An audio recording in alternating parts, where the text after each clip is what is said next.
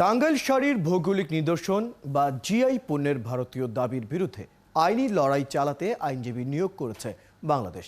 তবে এই বিষয়ে এখনো উল্লেখ করার মতো কোনো অগ্রগতি নেই বলে জানালেন শিল্পমন্ত্রী। সকালে দেশের 14টি পণ্যের জিআই সনদ বিতরণ অনুষ্ঠানে একথা বলেন তিনি। বিস্তারিত জানাচ্ছেন সুশান্ত সিনহা।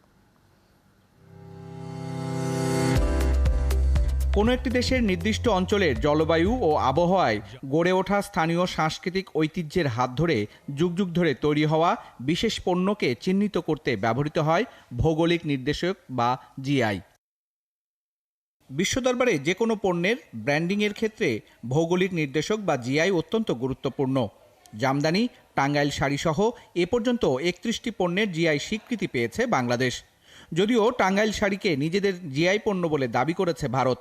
শিল্পমন্ত্রী জানান, টাঙ্গাইল শাড়ির জিআই ফিরে পেতে আইনি প্রক্রিয়ার পথে হাঁটছে বাংলাদেশ।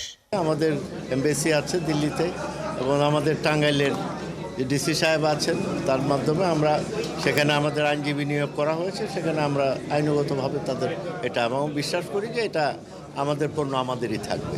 আমাদের দাবি সঠিক এবং আমরা অবশ্যই আশা করি টাঙ্গাইলের যে শাড়ি যে এটা আমাদেরই থাকবে। সদ্য নিবন্ধিত জিআই পণ্যের তালিকায় নতুন করে যুক্ত হলো রংপুরের হাড়িভাঙা আম, মৌলভীবাজারের আগর, মুক্তাগাছার বিখ্যাত মন্ডা, রাজশাহীর মিষ্টি পান, গোপালগঞ্জের রসগোল্লা, জামালপুরের নকশিকাঁথা, নরসিংদীর অমৃতসাগর কলা, যশোরের খেজুর গুড় এবং টাঙ্গাইলের শাড়ি। দেশে আসা বিদেশি সহ বিশ্ববাজারে বাংলাদেশের জিআই পণ্যের প্রচার বাড়ানোর আহ্বান শিল্পমন্ত্রীর। আমরা যখন বিভিন্ন দেশে যাই আমরা তাদের অথেন্টিক জিনিসগুলি আমরা কিনতে চাই, দেখতে চাই যে ওখানে কি ফ্রান্স শিফন বা বিভিন্ন জায়গার পণ্য আছে।